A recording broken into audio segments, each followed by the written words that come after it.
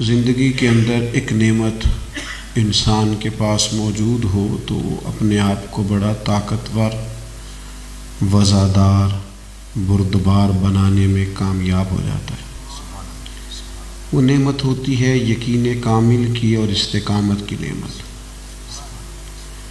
قرآن مجید یہ فرماتا ہے کہ اگر تم بے خوف بے غم زندگی گزارنا چاہتے ہو، اگر تم یہ چاہتے ہو کہ تمہاری طبیعت میں مزاجوں کے اندر ٹھہراؤ رہے اور تم آگے بڑھو تو بڑھتے ہی چلے جاؤ، تو پھر اس کے لیے حال یہ ہے کہ جب تم نے کہا اللہ ہمارا رب ہے تو پھر اس پر ڈٹ جاؤ۔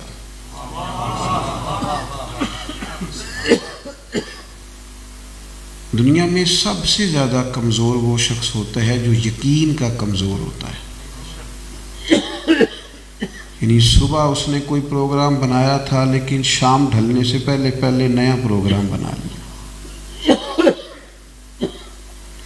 کسی کا شاگرد ہو کر بھی شاگرد نہیں، مرید ہو کر بھی مرید نہیں، کسی کے ساتھ منسلک ہو کر بھی منسلک نہیں، دوستوں پر بھی بے یقین ہے، رشتہ داروں کے بارے میں بھی بدگمان ہے، ہر ایک کے بارے میں اس کی سوچوں میں دراڑیں ہیں۔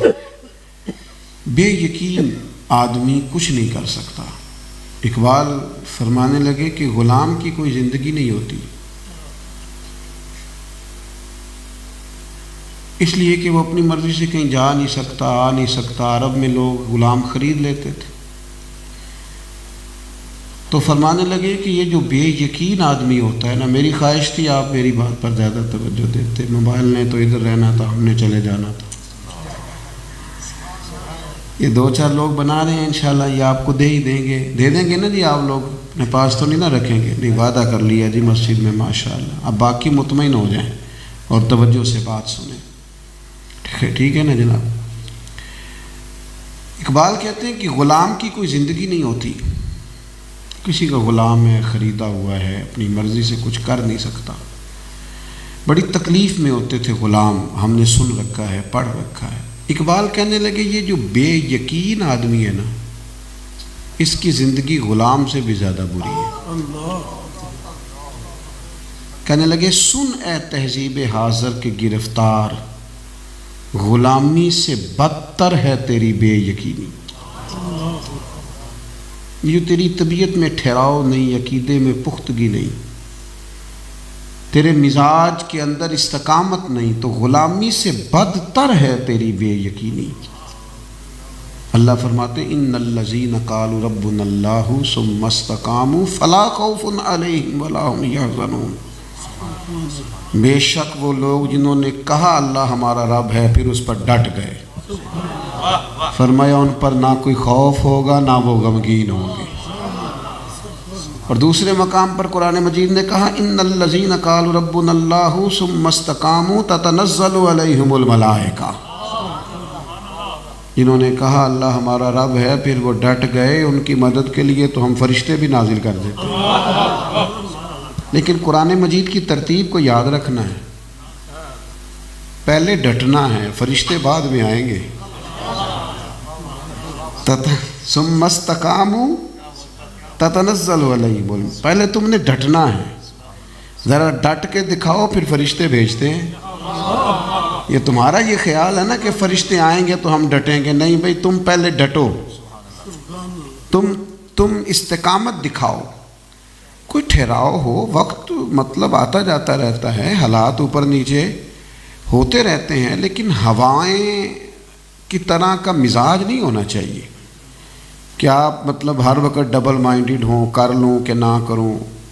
یہ کچھ نوجوان ایسے ہوتے ہیں جن کا شوق ہوتا ہے کہ ہم اچھے لگیں، تو بیچارے کئی گھنٹے آئینے کو دیتے ہیں پھر بھی اچھے نہیں لگتے، چونکہ بے یقین ہے۔ 99 لوگوں نے کہا تو اچھا لگ رہا ہے، صرف ایک نے کہا نہیں اچھا لگ رہا، تو پھر چینج کرنے چلے گئے۔ آپ بے یقین ہیں، آپ کی طبیعت میں ٹھہراؤ نہیں آ سکتا، آپ الجھ گئے۔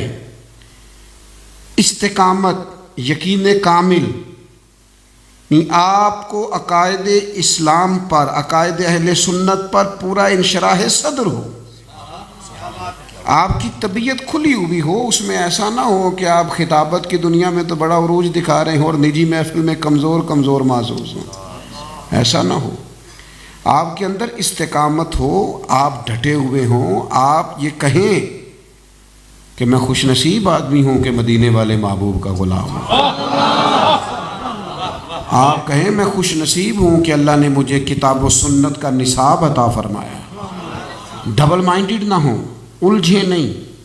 نبی کریم صلی اللہ تعالیٰ علیہ وسلم کی خدمت میں ایک شخص نے عرض کیا تھا، یا رسول اللہ دور سے آیا ہوں، دیر سے پہنچا ہوں، پتہ نہیں دوبارہ آ سکوں کہ نہیں، ایک نصیحت کر دیں، میں پلے سے باندھ لوں گا، حضور ایک کر دیں میں ڈٹ جاؤں، اس کو پلے سے باندھ لوں، اس پر قائم ہو جاؤں اور میری دنیا اور آخرت بن جائے۔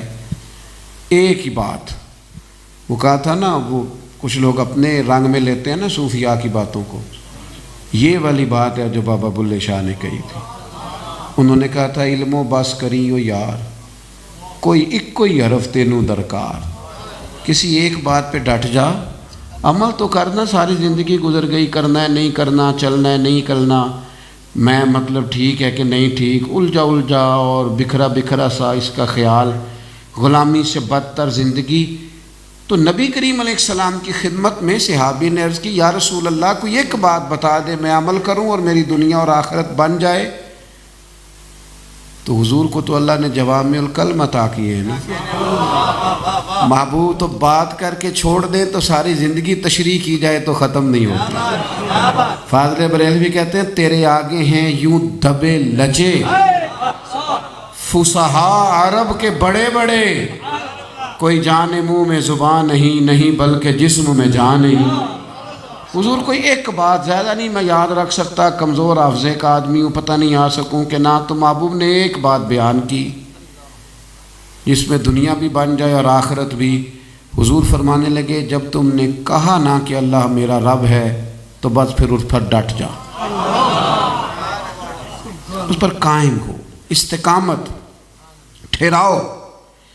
میں کیا کروں، ملت کا جوان الجھی باتیں کرتا ہے، اس کو لگتا ہے کہ کوئی میرا مخلص نہیں، اس کو لگتا ہے دنیا میں کبھی مجھے اچھا آدمی ملا کوئی نہیں، اس کو محسوس ہوتا ہے کہ جو وہ خوبصورت ترین کائنات رب نے بنائی اور بنا کے کہا لقد خلقنا الانسان فی احسن تقویم، اسے لگتا ہے کہ لوگ سونے ہی نہیں، اچھے ہی نہیں، اسے محسوس ہوتا ہے سارے دنیا دار ہو گئے ہیں، سب مال کے پیچھے ہیں، کوئی بندہ ٹھیک ہی نہیں، اسے لگتا ہے کہ شاید حسین ترین کائنات کے اندر حسن نہیں رہا۔ کیوں؟ کہ یہ خود ڈبل مائنڈڈ ہو گیا ہے، پریشان رہتا ہے۔ یقین بڑی نعمت ہے، آپ کا یقین کامل ہو۔ آپ کی طبیعت، امام غزالی روایت لائے ہیں، فرمایا یقین اس طرح سیکھا کرو جس طرح قرآن سیکھتے ہو۔ ہم بیٹھتے ہیں بے یقین لوگوں کے پاس، وہ الجھی باتیں کرتے ہیں تو ہمیں بھی الجھا دیتے ہیں۔ کسی یقین والے کے پاس بیٹھے نا، یعنی کسی ایسے شخص کے پاس بیٹھے نا جس کا نظریہ مضبوط ہو، یعنی کوئی سیدنا بلال کا غلام ملے، وہ کہے جو تم سے ہو سکتا ہے کر لو، تو تر شروع ہو کر گالی ہزار دے، یہ وہ نشہ ہی نہیں جسے ترشی اتار دے۔ کسی کے پاس بیٹھے۔ میرے عزیز، اپنی طبیعت کے اندر جب ہم یقین پیدا کریں گے، ٹھہراؤ۔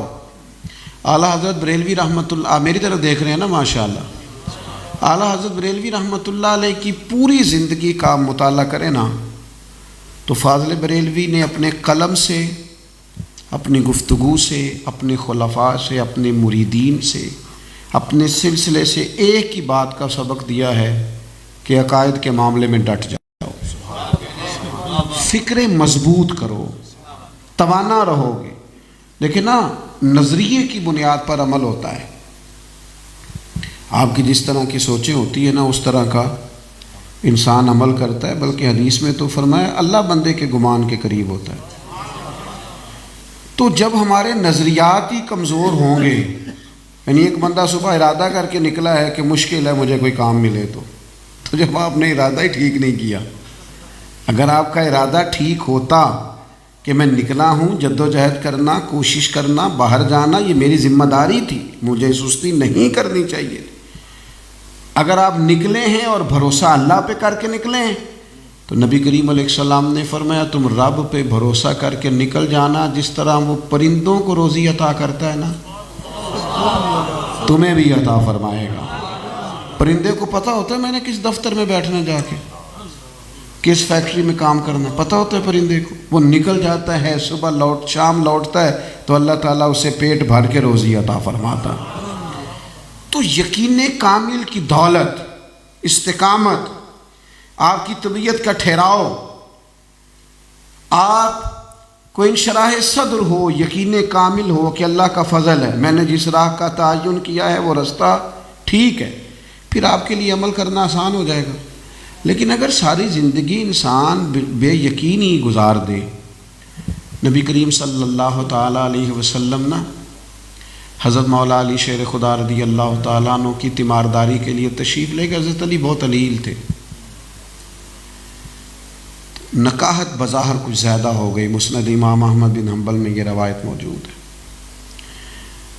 تو بیمار آدمی بعض اوقات کمزور بات کرتا ہے، تو شیر خدا تو نہیں کرتے تھے، وہ بڑے دلیر تھے، لیکن ہماری تعلیم کے لیے کچھ چیزیں سامنے آئیں تو حضرت علی شیر خدا رضی اللہ تعالیٰ عنہ کے پاس حضور گئے، اور جب کوئی اپنا بڑا ہے نا تو رونے کا مزہ بھی پھر ہی آتا ہے، یعنی کوئی دکھ سننے والا ہو تو بندہ سنائے نا، ہر ایک سے تھوڑی سنائے جائیں گے۔ تو حضرت شیر خدا نے سرکار کا چہرہ نور دیکھا تو اپنی پریشانی کا اظہار کیا، تو سرکار نے تھپکی دی۔ حضور نے فرمایا علی اس بیماری سے آپ کو کچھ بھی نہیں ہوگا، کچھ بھی نہیں ہوگا، آپ کی تو داڑھی خون سے رنگین ہوگی، پھر آپ دنیا سے جائیں گے۔ معنی کیا ہے؟ آپ کو زخم لگے گا، شہادت ہوگی۔ اس کے بعد پھر ایک دفعہ حضرت مولا علی شیر خدا علیل ہو گئے، حضرت سعد بن ابی وقاص رضی اللہ تعالیٰ عنہ تیمارداری کرنے گئے، اور جناب سعد بن ابی وقاص حضرت مولا علی کو دیکھ کے رو پڑے، کہا آپ اتنے کمزور ہو گئے، آپ ہمارے لیے بڑے برکت ہے، آپ کا وجود اور صحابہ کے بیچ آپ چمکتے ہیں، نور پھیلتا ہے ایک دوسرے کو دیکھ کر، علی اتنی کمزوری؟ تو حضرت علی بظاہر کمزور تھے، بیمار تھے، پر فرمانے لگے آپ فکر نہ کریں، مجھے کچھ بھی نہیں ہوگا۔ ہاں، کہا علی آپ کو یہ یقین کامل کیسے ہے؟ فرمایا میرے نبی کریم نے فرمایا ہے، میرے نبی کریم نے فرمایا ہے۔ بریلی کے امام کہتے ہیں وہ زبان جس کو سب کن کی کنجی کہیں، اس کی نافذ حکومت پہ لاکھوں سلام، جو دن کو کہہ دیا دن ہے تو دن نکل آیا، اور جو شب کو کہہ دیا شب ہے تو رات ہو کے رہی، اور خدا نے ان کی زبان کو وہ اختیار دیا، جو نکلی منہ سے ان کے وہ بات ہو کے رہی۔ اور چلیں چونکہ ہم دیسی لوگ ہیں، اب اپنے گاؤں کی بولی چھوڑ جائیں تو پھر بھی بات نہیں بنے گی، ساڈے نبی دی زبان ساڈے واسطے قرآن، ساڈے نبی دی زبان ساڈے واسطے قرآن۔ اور میرے عزیز حضرت علی فرمانے لگے کچھ بھی نہیں ہوگا، اس لیے کہ یقین کامل مجھے نصیب ہے، حضور نے فرمایا ہے کہ داڑھی خون سے رنگین ہوگی، بیماری سے میں دنیا سے جاؤں گا۔ یہ یقین جب تک آپ کو نصیب نہیں ہوتا، مجھے نصیب نہیں ہوتا، جب تک ہم شریعت کے وعدوں پر اس طرح یقین نہیں کرتے جس طرح کے شریعت چاہتی ہے، ہم کمزور رہیں گے، کچھ بھی نہیں ہوگا۔ آپ یقین کریں، بہت خوبصورت پڑھا لکھا ڈگری اس کے پاس ہوتی ہے نوجوان، اور باصلاحیت ہوتا ہے، سمجھ رہا ہوتا ہے، ان کی گفتگو سنیں تو وہ عالمی حالات سے آگاہ ہوتا ہے، لیکن وہ جب بات کرتا ہے تو کمزور کرتا ہے۔ یعنی وہ اپنے کاروبار کے معاملے میں تھوڑا بہت پریشان ہے، گھر کے معاملے میں تھوڑا بہت پریشان ہے، اگر آپ مجھ سے ناراض نہ ہوں تو والدہ اور بیوی کے جھگڑے سے بیچارہ باہر نہیں نکل پا رہا۔ وہ بھئی یہ چیزیں گھروں میں ساتھ ساتھ چلتی ہیں، انسان جہاں رہتے ہیں وہاں رائے کا اختلاف بھی ہوتا ہے۔ آپ یہیں زندگی، آپ کی جو صلاحیت ہے، آپ کے اندر جو کمال ہے، آپ کو جو عالمی حالات کا پتہ ہے، لگتا یہ تھا کہ آپ قبیلوں کو لیڈ کریں گے، اور آپ ہیں کہ کمزور باتیں کر رہے ہیں، آپ دوسروں کو کمزور کر رہے ہیں، آپ رو کے دکھا رہے ہیں۔ آپ کو طاقتور بات کرنی چاہیے تھی، آپ کسی کے پاس بیٹھتے تو اس کا حوصلہ بڑھاتے، لیکن یقین کی کمزوری، فکری کمزوری، میرے عزیز جب تک ہم اپنی طبیعت کے اندر ذہنی توانائی پیدا نہیں کرتے. لیکن نا ایک شخص کو ڈاکٹر نے کہا ہے کہ آپ کی رپورٹس بتاتی ہیں کہ مشکل ہے. تو وہ ڈاکٹر نے تو شاید کہا تھا 6 مہینے نکال جائے گا، لیکن اس کی تو بس رپورٹ دیکھتے ہی حالت خراب ہو گئی. اور ہم نے ایسے لوگ بھی دیکھے کہ ڈاکٹر نے کہا جناب آپ کی کوئی رپورٹ ٹھیک نہیں، تو انہوں نے ہنس دیا جواب میں، اور آج کے کہا ڈاکٹر صاحب آپ بھی ٹھیک کہہ رہے ہیں، آپ کی رپورٹ بھی ٹھیک کہہ رہی ہے، پر ہوگا تو وہ جو میرا رب جائے گا. اور ڈاکٹر نے بعد میں حیران ہو کے کہا کہ ایسے لوگ لمبی زندگی گزار کے گئے، یعنی کچھ بھی نہیں ہوا.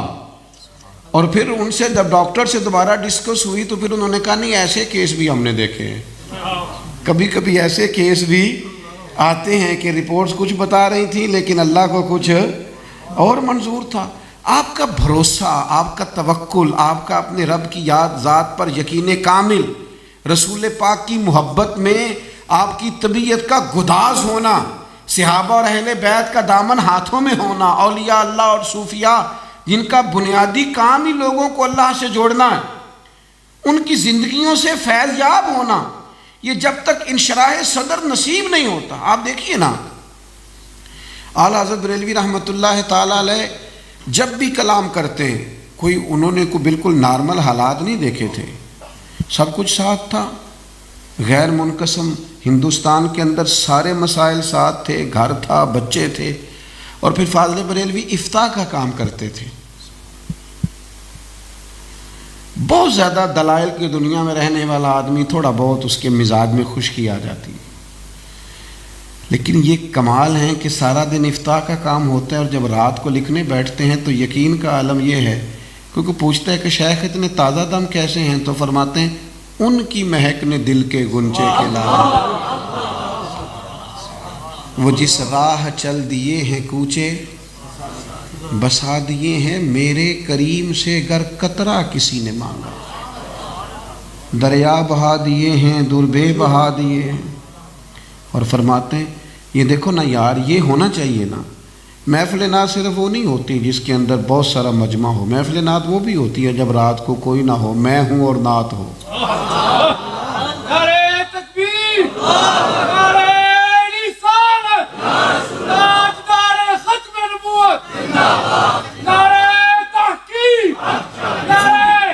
سنیں اللہ پہ وہ بھی محفل ہوتی ہے جب کوئی نہ ہو اور بندہ اپنے محبوب کا ذکر کر رہا ہو، اس نے موبائل پہ نعت رکھی ہوئی ہے قریب اور چھم چھم آنسو گر رہے ہیں، وہ تنہا ہے کوئی اور ساتھ نہیں. یہ کون سا وقت ہے؟ تو اعلیٰ حضرت فرماتے ہیں یہ بھلا وہ والا وقت ہے کہ ان کے نثار کوئی کیسے ہی رنج میں ہو.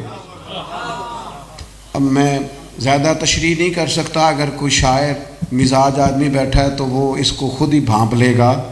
بندہ کوئی بھی ہو اور غم کیسا بھی ہو، ان کے نثار کوئی کیسے ہی، جتنی مرضی بڑی سے بڑی انزائٹی ہو، ڈپریشن ہو، کچھ بھی ہو، ان کے نثار کوئی کیسے ہی رنج میں ہو، وہ جب یاد آ گئے ہیں سب غم بھلا دیے. جب حضور کی یاد آئی ہے پھر کوئی غم پاس، وہ جب یاد آ گئے ہیں سب. لیکن شرط یہ ہے کہ پہلے تو عقیدے کا پختہ ہو کہ میں اب حضور کو یاد کرنے لگا ہوں، اب نبی پاک کی یادیں میرے دل کے گنچے مہکا دیں. دولت یقین جب لوگوں کو نصیب ہوتی ہے نا میرے عزیز، تسلی کی ضرورت ہوتی ہے بہت سارے ہمارے ارد گرد لوگوں کو، لیکن ہم چونکہ خود تسلی کے طالب ہوتے ہیں تو جن کو ہم نے تسلی دینی ہوتی ہے نا وہ ہمیں دیکھ کے اور زیادہ پریشان ہو جاتے ہیں. یعنی بوڑھے والدین کو بچوں کی تسلی کی ضرورت ہوتی ہے، لیکن وہ بچہ تو خود تسلیاں مانگ رہا بیچارہ جوان ہونے کے باوجود. عورت خاتون گھر میں اس کو تسلی چاہیے. آپ گھر گئے ہیں، اس نے شکوہ کیا کہ بڑے مشکل ہے، بچوں کو سنبھالنا ہے، گھر کا کام کاج ہے، دیگر معاملات ہیں، اور خدا نہ خواستہ کوئی علالت ہے، آپ کو تسلی دینی ہے، آپ کو کہنا ہے اللہ کرم کرے گا. پھر اس کے بعد کوئی دینی کام ہے، کوئی رفائی کام ہے، وہاں بھی آپ کو کہنا ہے انشاءاللہ تعالیٰ میں حاضر ہوں، آپ کو تازہ دم رہنا ہے.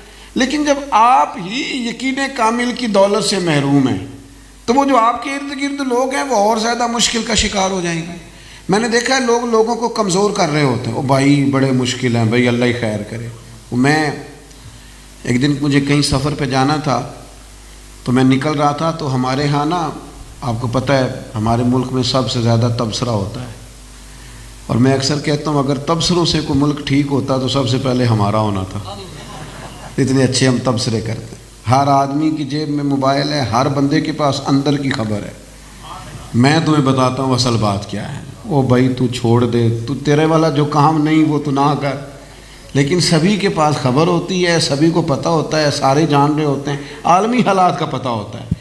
کئی لوگوں سے تو بات کرتے ڈر لگتا ہے کہ اسے تو سارا ہی پتہ ہے، تو کیسے مطلب اس کے ساتھ گفتگو ہوگی، عجیب لوگوں کا انداز ہو جاتا ہوں۔ مجھے کہیں جانا تھا، ایک صاحب ملاقات کو تشریف لائے، بڑے نفیس آدمی ہیں، بڑے اچھے آدمی ہیں، تو بیٹھ گئے۔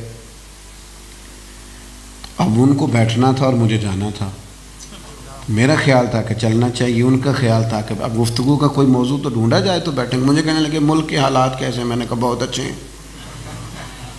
تو وہ بھی اسی طرح پریشان ہوئے جیسے آپ سارے ہوئے کہ اچھے کیسے ہیں، تو کہنے لگے کوئی ایک خوبی آپ بتائیں، آپ نے فٹافٹ اچھے کہہ دیے ہیں۔ میں نے کہا کسی سڑک پہ چڑھ جائیں آپ، کسی پیٹرول پمپ پہ رکیں، اللہ کے فضل سے مسجد بنی ہوئی ہے، نماز پڑھنے کا بہترین انتظام ہے میرے ملک کے اندر، آپ اس کو خوبی نہیں سمجھتے؟ میں نے کہا مثبت کیوں نہیں سوچتے؟ اور پھر آپ پریشان نہ ہوں، اللہ بڑا کریم ہے، بڑی جلدی آسانیاں فرمائے گا، خیر ہوگی، کرم ہوگا۔ کوئی ضروری ہے کہ ہر وقت ہم… پھر میں نے بڑی محبت سے، بڑے ادب سے ان سے کہا آپ کیا کام کرتے ہیں؟ وہ کہنے لگے میرا جوتے بنانے کا کارخانہ ہے۔ میں نے کہا باقی سب لوگوں کو چھوڑ دیں، جوتے صحیح بنایا کریں، اس لیے کہ کسی غریب کے جوتوں کے پیسے تو بچیں، ایک دفعہ ذرا پہنے تو کوئی 2 سال نکل جائے جوتے سے، تاکہ یہ والا خرچ ہم اپنا کام تو ٹھیک کر کے کریں، سب کو ٹھیک کرنے کے چکر میں جو ہمارا کام ہے وہ بھی ٹھیک نہیں ہوتا۔ آپ اپنا کام تو صحیح کر کے کریں۔ فاضل بریلوی رحمۃ اللہ تعالیٰ علیہ کا کمال یہ ہے کہ یقین کامل، یعنی ان کے مزاج میں ٹھہراؤ، اگر وہ حضور غوث اعظم کے مرید ہیں تو کمال مرید ہیں، اگر وہ شاگرد ہیں اپنے والد کے تو کمال شاگرد ہیں، اور اگر وہ پیر ہیں تو کمال کے پیر ہیں، اگر وہ استاد ہیں تو وہ کمال کے استاد ہیں۔ اور جنہوں نے باہر بڑے ٹائم دیے ہیں وہ گھر میں ٹائم نہ دے سکے، لیکن فاضل بریلوی والد ہیں تو ایک بیٹے حجت الاسلام ہے، دوسرے مفتی اعظم ہند ہیں، یہاں بھی ان کو کمال حاصل ہے۔ ہر مقام پر انہوں نے دولت یقین کو، ایک دعا نبی پاک علیہ السلام نے سکھائی ہے، کسی بیمار کو دیکھو تو دیکھ کے پڑھ لو، تم اس بیماری میں مبتلا نہیں ہوں گے۔ تو طاعون کا مرض پھیل گیا، فاضل بریلوی نے، ایک صاحب سامنے سے گزرے تو چپکے سے وہ پڑھنی چاہیے، خاموشی سے، سامنے والے کو پتہ نہ چلے، وہ پڑھ ڈالی۔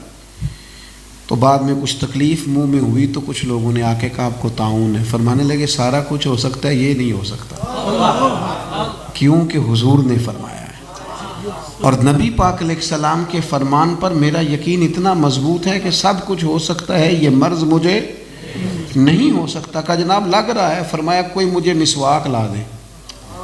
فرماتے ہیں دن میں 2 دفعہ مسواک کی، شام تک اللہ نے شفا عطا فرما دی۔ میرے عزیز، اپنی طبیعت کو، اپنے مزاج کو بردبار بنائیں۔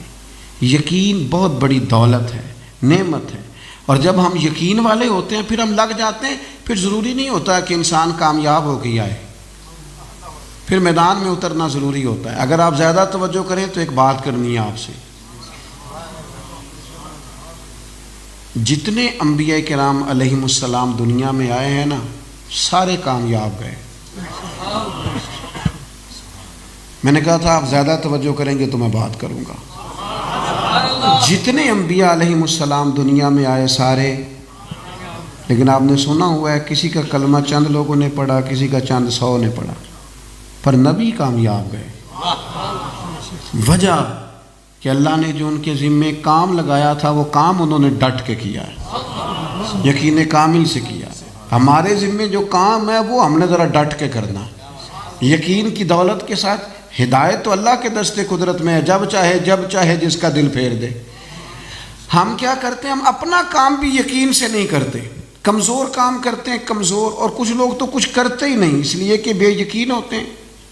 کچھ کرتے نہیں۔ عارف رومی رحمۃ اللہ نے لکھا ہے ایک علاقے میں ایک بیماری پھیل گئی تھی، بس میں بات سمیٹنے کی طرف آ رہا ہوں۔ بیماری پھیل گئی تھی ایک علاقے میں، تو اطباء نے، ڈاکٹرز نے یہ بتایا کہ پہاڑ کے اوپر، پہاڑ ہے اس کے اوپر کچھ 6 پہاڑ ہیں، تو پیچھے ایک جڑی بوٹی ہے، اگر وہ وہاں سے مل جائے تو اس کی دوا تیار ہوگی اور یہ بیماری میں لوگوں کو۔ تو اب وہ زمانہ ایسا تھا کہ کون پہاڑ پہ چڑھے اور کون لے کر کے آئے، اور وہ ڈھلان ایسی تھی کہ کوئی ہمت ہی نہیں کرتا تھا۔ اب بحث روز ہوتی تھی۔ ایک شخص نے کہا کہ مجھے یہ کرنا ہے، یقین کی دولت لے کر اس نے پہاڑ کاٹنا شروع کیا۔ اوپر نیچے 6 پہاڑ تھے۔ اب جو بھی اس کے قریب سے گزرتا نا، یہ کچھ لوگ کچھ نہیں کرنے دیتے، وہ کہتے یہ نہیں ہو سکتا جو تم نے شروع کیا، لیکن اس کا یقین مضبوط تھا۔ اس نے کہا اللہ مدد کرے گا، میں انسانیت کی فلاح کے لیے یہ کام کر رہا ہوں، میرا اللہ میری مدد فرمائے گا۔ کا مشکل کام ہے۔ اس نے محنت کی، ایک پہاڑ توڑ کے سیڑھیاں بنائیں، دوسرا پہاڑ توڑ کے، تیسرا، حتیٰ کہ سالوں بیت گئے، موت کا وقت آ گیا۔ نوجوانوں سننا یار بات اور یاد رکھنا، وہ جو مایوس کرنے والے تھے، یقین توڑنے والے تھے، وہ سارے پاس آ گئے، کہنے لگے کیا ملا تمہیں، وہاں تک تو پہنچ نہیں سکے۔ اس نے کہا تمہیں پتہ ہی نہیں، میں کامیاب ہو کے جا رہا ہوں۔ نے کہا وجہ یہ ہے کہ میں نے آدھا راستہ آسان کر دیا ہے، اب جو میرے بعد آئے گا نا اسے صفر سے نہیں شروع کرنا پڑے گا، وہ یہاں سے شروع کرے گا جہاں سے میں نے چھوڑا ہے۔ اور کہا جب یہ جڑی بوٹی اترے گی اور لوگوں کے لیے علاج ہوگا تو میرا رب مجھے اس کا اجر ضرور عطا فرمائے گا، اس لیے کہ میں پہنچ نہیں سکا پر میری کوشش میں بھی کوئی کمی نہیں رہی۔ تنہا تھے فاضل بریلوی، ان کو مطالعہ بھی کرنا تھا، ان کو لکھنا تھا، پوری دنیا سے سوالات آتے تھے، ان کو جواب دینے تھے، ان کے مرید ہوتے تھے، ان کو ٹائم دینا تھا، ان کے خلفاء ہوتے تھے، ان کو تلقین کرنا تھا، اسباق پڑھانا تھے، پوری دنیا کے مسائل پر نظر رکھنی تھی، لیکن یقین کی دولت پاس تھی نا، تو 1000 سے زیادہ انہوں نے کتاب لکھی۔ اور آپ یقین کریں ان پر ریسرچ ہوتی ہے، دنیا کی یونیورسٹیز میں مقالے لکھے جاتے ہیں، ایک ایک کتاب پر PhD ہوتی ہے۔ ایسا نہیں ہے کہ وہ کتابیں کو قصہ پارینہ ہیں، اس پر کام ہوتا ہے۔ آج بھی جب کوئی آدمی سیکھنا سمجھنا چاہتا ہے تو اسے ان کی وہ کتابیں لے کر کے اس سے فیض یاب ہونا ہوتا ہے۔ میرے دوستو، ایک تو زندگی میں بے یقین نہ رہیں، اور دوسرا سہارے نہیں تلاش کریں بلکہ سہارا بننے کی کوشش کریں، اور تیسرا یہ کہ کچھ کریں، کوئی جد و جہد کریں، دوسروں کو تسلی دیں۔ آپ بے یقینی سے نکل کر یقین کا راستہ اختیار کریں۔ یہ ضروری نہیں ہے کہ ہمیں دنیا میں جیت کر جانا ہے۔ امام بخاری رحمۃ اللہ علیہ نے ہمارا سفر آسان کر دیا ہے۔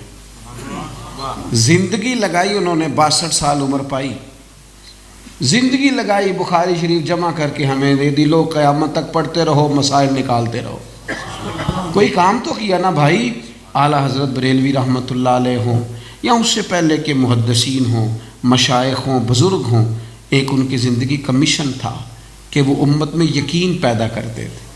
وہ بہت مایوس حالات کے اندر اٹھ کر لوگوں کا ہاتھ تھامتے تھے، وہ لوگوں کو کہتے تھے نہیں نہیں، خدا بڑا کریم ہے، اللہ بڑا مہربان ہے، وہ آسانی فرمائے گا۔ وہ لوگوں کے لیے سہارا بنتے تھے، وہ محبت کی بات کرتے تھے، وہ لوگوں کو تازگی دیتے تھے۔ میری آپ کی خدمت میں اس پوری گفتگو میں صرف ایک اپیل رہی کہ کمزور باتیں چھوڑ دیں۔ ہم تو اپنے بچوں کو بھی کمزور کر رہے ہیں۔ پاکستان کے ایک بڑے اچھے رائٹر ہیں، بہت اچھا لکھتے ہیں، بہت ساری ان کی باتوں سے میں اتفاق کرتا ہوں۔ ایک دن انہوں نے نا ایک مضمون لکھا، اور مضمون کا آغاز انہوں نے یہاں سے کیا کہ ایک گاؤں کے چودھری صاحب کا، سرپنچ کا انتقال ہو گیا، تو وہ دادا اور دادی بیٹھے تھے، تو پوتا پوچھنے لگا دادا جی اب چودھری صاحب کون بنیں گے؟ تو کہا وہ جو انتقال کر گیا اس کا بیٹا۔ انہوں نے کہا اگر وہ انتقال کر گیا تو کہا پھر اس کا بیٹا، اگر وہ انتقال کر گیا تو وہ دادی یا دادا کہنے لگے بیٹا سارا گاؤں بھی چلا جائے تو چودھری نہیں بن سکتا۔ اس نے کہا چند لوگ چودھری ہیں، مالدار ہیں، ہم کچھ نہیں بن سکتے۔ یہ اس نے ایک فکر دی۔ تو میں نے انہیں فون کیا، میں نے کہا آپ سے بڑا پیار ہے پر آپ قوم کو مایوس کر رہے ہیں۔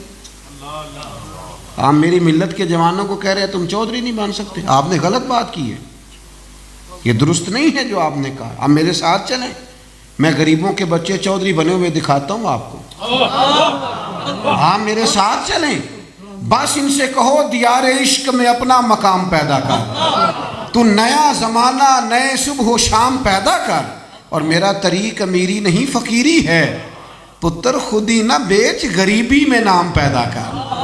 آپ انہیں طاقتور کریں، آپ کمزور کر رہے ہیں۔ آپ میں نے کہا میرے ساتھ چلو میں تمہیں دکھاتا ہوں، امیر کے بچے نے تعلیم حاصل نہیں کی، جائیداد بھی کھا گیا، اور ایک ادارے کے باہر گن مین کھڑا ہے، اور اسی گاؤں میں غریب کا بچہ اسی ادارے کے اندر مینیجر لگا ہوا ہے، اس لیے کہ تعلیم حاصل کی۔ یہ آپ نے کس طرح کی بات کی؟ میرے رسول پاک علیہ السلام کا تو کمال ہی یہ ہے کہ حضرت عمر فرماتے ہیں میں اونٹ چرایا کرتا تھا، سنبھالے نہیں جاتے تھے، دیکھو مجھے محبوب نے 24 لاکھ مربع میل کی حکومت چلانے کا طریقہ سکھا دیا۔ آپ کیوں قوم کو پریشان اور مایوس کرتے ہیں؟ آپ ذہنی توانائی اور فکری وسعت کا مظاہرہ کریں۔ فاضل بریلوی کی زندگی کا کمال یہ ہے کہ وہ ہمیشہ یقین کی بات کرتے ہیں، وہ ہمیشہ تک، کسی نے ان سے کہا قبر بڑی اندھیری ہے، لوگ ڈرتے ہیں نا جی، قبر سے بھی ڈرتے ہیں، قبر بڑی اندھیری ہے، تو فرمایا نہیں ہم نے روشنی اکٹھی کر لی ہے۔ کہا وہ کیسے؟ کہا لحد میں عشق رخ شاہ کا داغ لے کے چلے، لحد میں عشق رخ شاہ کا داغ۔ حضور یہ کیا ہے؟ فرمایا وہ اندھیری رات سنی تھی نا تو چراغ لے کے چلے۔ ہم حضور کی محبت کا چراغ لے کے جا رہے ہیں، جب محبوب مدینے والے آئیں گے تو نور سے روشن ہو جائے گی ساری قبر۔ یہ کووڈ-19 کے ایام تھے تو اب مایوسی پھیل گئی تھی، تو مجھے ایک سرکاری ادارے میں دعوت دی گئی کہ وہ عملہ جو ہے محکمہ صحت کو بڑا ڈرتا ہے، تو آپ کوئی بات کریں۔ تو میں نے ان سے کہا کہ کیوں ڈرتے ہیں بھائی؟ تو ایک صاحب مجھ سے کہنے لگے قبر چاروں جانب سے بند ہوتی ہے اور مجھے بڑا خوف آتا ہے، اور آپ کو پتہ ہے تھوڑا سا بھی ہجوم ہو تو میں تو گھبرانے لگتا ہوں، تو وہاں سانس اور آکسیجن، تو میڈیکل کے شعبے سے وابستہ تھے۔ میں نے ان سے کہا کہ بچہ ماں کے پیٹ میں بھی تو سانس لیتا ہے، تو آپ تو خوش ہوئے ہیں، تو وہ کیونکہ میڈیکل والے تھے وہ نہیں ہوئے، انہوں نے کوئی ماشاءاللہ سبحان اللہ نہیں کہا۔ وہ کہنے لگے وہ تو اماں سانس لیتی ہے تو بچے کو آکسیجن ملتی، تو قبر میں کیسے آئے گی؟ تو میں نے ان سے کہا وہ جو انڈے سے بچہ نکلتا ہے وہ زندہ ہی نکلتا ہے نا، اس کے چاروں جانب تو کوئی سوراخ، تو جو رب وہاں آکسیجن دیتا ہے نا وہ قبر میں بھی دے گا۔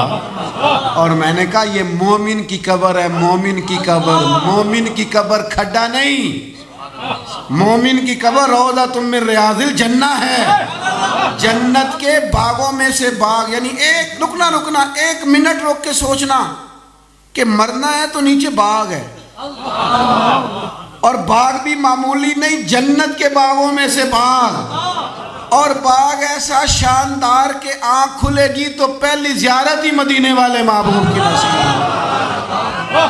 آج پھولے نہ سمائیں گے،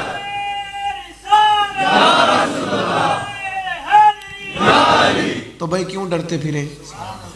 آج پھولے نہ سمائیں گے کفن میں آسی، کیونکہ قبر کی رات ہے، ان سے ملاقات کی رات۔ بات ختم کرنے لگا تھا لیکن ایک شعر پر اپنی بات کو سمیٹ دیتا ہوں۔ یہ شروع ہوئی تھی لحد میں عشق رخ شاہ کا داغ لے کے چلے۔ حضرت بارسی نے کہا تھا میرا انتقال ہو گیا تو فرشتے ڈھونڈنے لگے کہ لے کے کیا آیا، کہتے پسے مردن فرشتوں نے جو تلاشی لی تو کیا نکلا۔ مرنے کے بعد فرشتے ٹٹولنے لگے، پسے بعد مرنے کے، پسے مردن، کہتے ہیں پسے مردن فرشتوں نے جو تلاشی لی تو کیا نکلا، فقط ایک دل کے گوشے سے خیال مصطفیٰ نکلا۔ بکل دولت یہی تھی ہمارے پاس، ہم لحد میں عشق رخ شاہ کا داغ لے کے چلے، اندھیری رات سنی تھی سو چراغ۔ تو اپنی زندگی میں یقین کی دولت حاصل کریں، مطمئن وقت گزاریں، یعنی آپ کا الجھا مزاج آپ کے ساتھ والوں کو بھی کمزور کر دے گا، آپ کی فکری توانائیاں آپ کے خاندان کو، گھر کو، دوستوں کو یقین کامل پہ رکھیں گی۔ اللہ تعالی حضرت فاضل بریلوی کے فیضان سے ہم سب کو فیض یاب فرمائے۔ وما علینا الا البلاغ۔